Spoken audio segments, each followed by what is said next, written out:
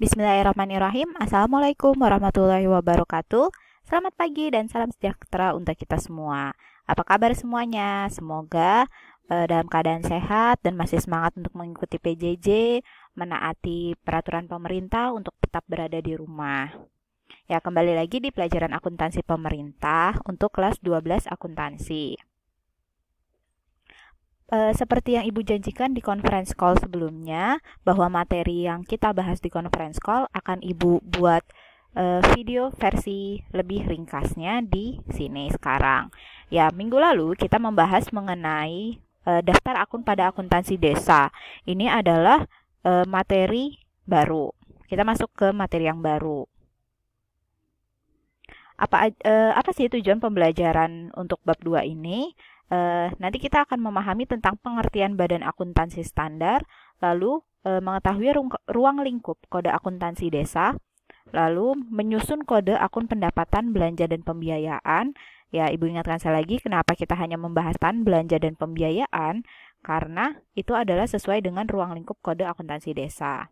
Lalu selanjutnya seharusnya adalah praktek untuk melakukan ekspor data APB desa, lalu menyusun prioritas belanja desa.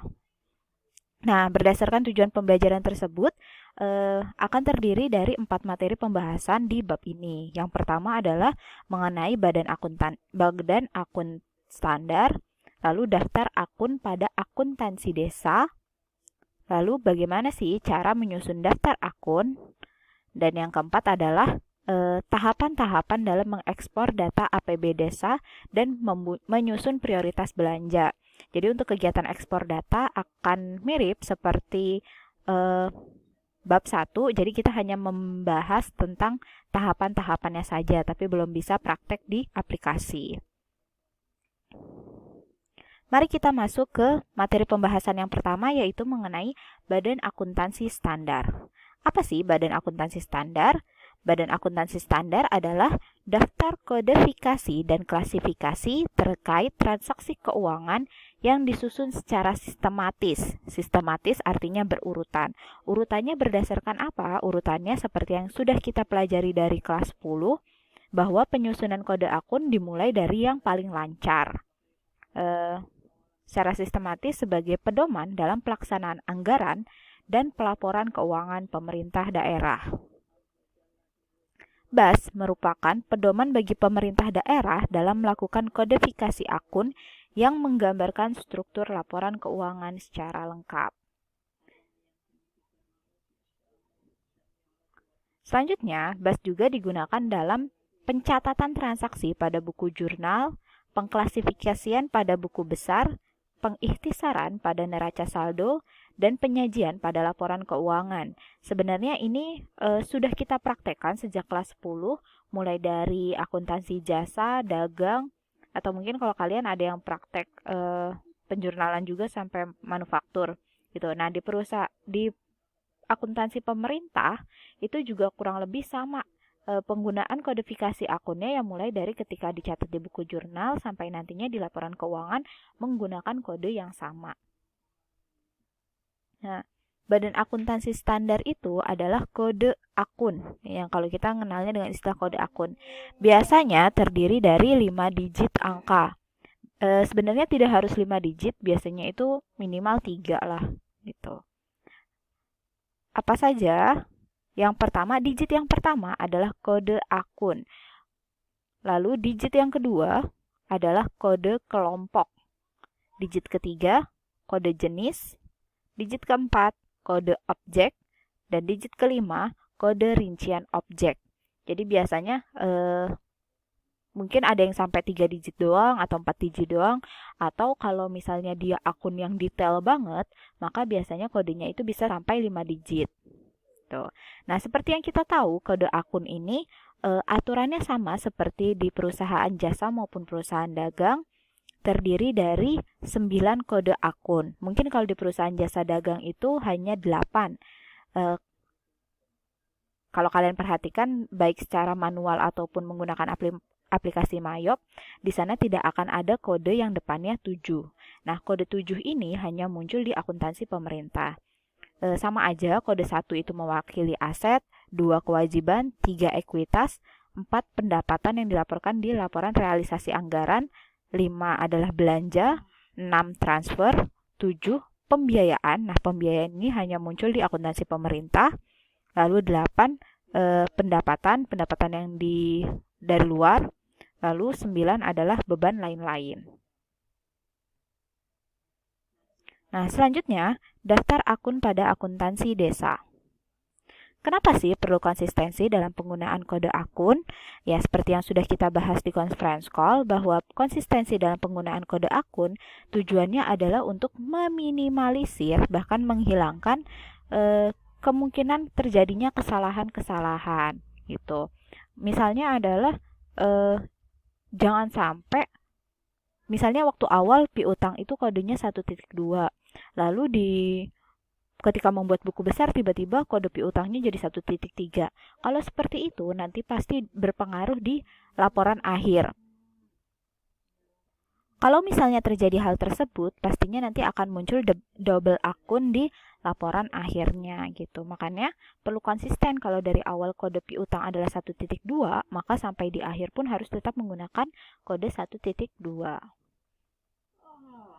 Nah, selanjutnya yang merupakan ruang lingkup kode akun desa adalah yang akan kita bahas di sini hanya pendapatan, belanja, dan pembiayaan. Kenapa hanya 3 akun ini? Karena seperti yang sudah Ibu jelaskan juga dari awal pembelajaran mengenai akuntansi pemerintah, bahwa masing-masing desa itu memiliki karakteristik. Nah, ketika desa tersebut memiliki karakteristik, maka yang berkaitan dengan aset, lalu hutang, lalu modalnya, itu pasti berbeda. Misalnya, desa yang berada di pegunungan dengan desa yang berada di pantai, pasti aset desa tersebut beda. Misalnya kalau yang di pantai, mereka mungkin punya asetnya wisata pantai, atau mungkin mereka punya juga kapal, perahu. Nah, sedangkan kalau misalnya di daerah pegunungan, aset yang kemungkinan dimiliki adalah perkebunan, atau mungkin pemandian air panas, dan sejenisnya. Itu tentu hal yang berbeda. Hampir tidak mungkin, bahkan belum pernah ditemukan juga gitu, kalau misalnya di daerah pesisir mereka itu punya aset berupa perkebunan teh, ataupun di daerah pegunungan punya aset berupa kapal. Kan itu tidak relevan dengan kenyataan yang ada di desa tersebut. Maka peraturan pemerintah yang mengatur itu hanya untuk akun pendapatan, belanja, dan pembiayaan, sedangkan akun lainnya dikembalikan ke karakteristik masing-masing daerah. Selanjutnya, di sini kita akan membahas mengenai jenis-jenis pendapatan desa. Pendapatan desa sumbernya itu ada 3. Yang pertama ada pendapatan asli desa, lalu pendapatan transfer, lalu ada yang ketiga pendapatan lain-lain. Pendapatan asli desa ini dibagi menjadi 4 lagi. Yang pertama adalah pendapatan asli desa yang berasal dari hasil usaha. Hasil usaha ini sumbernya dari mana? Bisa bersumber dari BUM desa atau badan usaha milik desa. Jadi BUM desa itu kan dia melakukan kegiatan perekonomian, lalu menghasilkan laba, lalu nantinya dia membagikan dividen di akhir periode.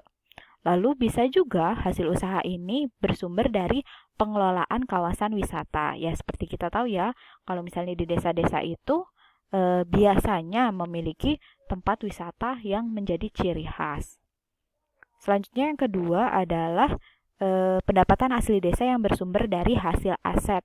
Ini ada 4, yaitu ada tambatan perahu, pasar desa, pemandian umum, dan irigasi. Keempat jenis sumber pemasukan berasal dari hasil aset tersebut, setorannya itu dicatatnya berupa retribusi. Itu retribusi itu artinya orang membayar retribusi jika dia memanfaatkan salah satu dari keempat jenis aset yang tadi sudah disebutkan. Yang ketiga adalah swadaya dan partisipasi. Ini bisa berupa uang atau barang tapi juga dinilai dengan uang, atau tenaga ya juga dinilai dengan uang. Misalnya nih membangun jembatan. Nah, kalau membangun jembatan itu butuh tenaga orang, butuh juga bahan bakunya. Nah, ketika butuh tenaga orang dan bahan bakunya, itu dicatat tuh nilai nominal hasil sumbangan patungan warga desa di situ berapa. Atau mungkin ada orang yang mau nyumbangin uangnya juga berapa, itu harus dicatat di kas desa. Gotong royong ini kurang lebih juga sama seperti swadaya dan partisipasi. Selanjutnya adalah pendapatan transfer. Pendapatan transfer ini sumbernya ada 5. Yang pertama adalah dana desa. Yang kedua, bagian dari hasil pajak daerah kabupaten atau kota dan retribusi daerah. Misalnya nih, kalau di daerah, di kota atau di kabupaten, dia itu punya ngumpulin pajak tuh dari pajak kendaraan bermotor atau pajak hotel dan restoran atau reklame atau sejenisnya. Nah, sebagian itu dialokasikan ke desa, itu ditransfer ke desa. Makanya di desanya itu punya pendapatan transfer yang bersumber dari pajak atau retribusi daerah. Yang ketiga adalah alokasi dana desa. Ini memang dari pemerintah pusat yang sudah mengalokasikan sebagian dananya ke desa. Lalu yang keempat, bantuan APBD provinsi, dan ada juga bantuan APBD kabupaten atau kota. Jadi di provinsi atau di kabupaten atau kota itu sebagian APBD-nya ditransfer ke desa. Yang terakhir, pendapatan lain-lain. Pendapatan lain-lain ini adalah sumbernya dari hibah dan sumbangan pihak ketiga yang tidak mengikat, atau pendapatan lain-lain yang sah. Maksudnya sumbangan pihak ketiga yang tidak mengikat itu apa? Misalnya, biasanya kalau terjadi bencana alam, itu suka dapat bantuan dari negara lain atau dari perusahaan-perusahaan swasta ke desa. Nah, itu dicatat ke kas desa lalu dimanfaatkan untuk pembangunan desa itu lagi. Nah, yang disebut dengan tidak terikat adalah mereka tidak harus desa tidak harus melaporkan kepada pihak si pemberi bantuan tersebut. Gitu. Jadi emang benar-benar udah dikasih ya udah. Nah, ini adalah contoh leveling kode rekening pendapatan desa. Ini urutannya sudah sama seperti yang tadi dijelaskan. Contohnya adalah kita akan membahas tentang bagaimana sih cara membuat kode akun untuk hasil usaha BUM desa. Hasil usaha BUM desa itu bisa kita kasih kode 1. Hasil BUM desa, kode objeknya merupakan hasil sumbernya dari hasil usaha. Hasil usaha ini kodenya juga 1. Lalu kode jenisnya, hasil BUM desa itu termasuk ke dalam pendapatan asli desa. Nah, pendapatan asli desa itu berarti masuk ke pendapatan desa, yang masing-masing kodenya adalah 1. Sedangkan untuk pendapatan, karena hasil usaha itu kan merupakan salah satu jenis pendapatan. Nah, pendapatan itu kodenya adalah 4. Sehingga bisa disimpulkan untuk leveling kode rekening pendapatan desa yang bersumber dari hasil usaha BUM desa, kodenya adalah 4.1.1.1.1. Gitu. Nah, ini untuk yang belum mengumpulkan tugas, tugasnya adalah membuat video penjelasan seperti yang barusan Ibu lakukan, yaitu tentang leveling kode pendapatan desa. Akunnya apa? Akunnya ini. Pembagiannya bagaimana? Nanti akan Ibu posting di grup Classroom. Gitu, 1 orang cukup 1 video dan 1 akun. Baik, demikian untuk pembelajaran hari ini. Semoga bermanfaat. Jangan lupa untuk yang belum mengumpulkan video untuk segera mengumpulkan video. Semoga video ini bisa bermanfaat untuk mereview kembali materi yang sudah disampaikan. Dan juga bisa mengejar ketinggalan bagi yang pekan lalu tidak bisa bergabung di conference call. Terima kasih. Wassalamualaikum warahmatullahi wabarakatuh.